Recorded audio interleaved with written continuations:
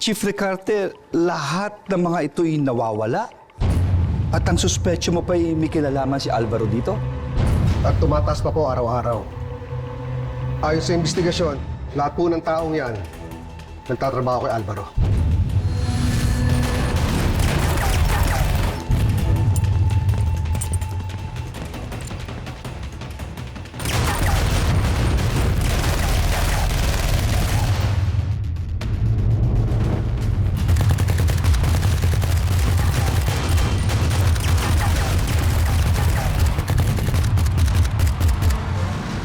Tataas si Alvaro!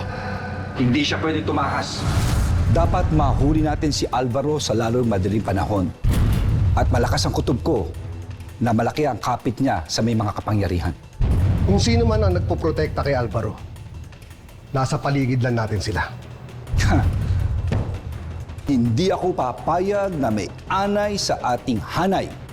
Imbestigahan mo ito, Ricarte. Pagtulungan nating mahuli ang taong ito. Makakasa po kayo, Sekretary.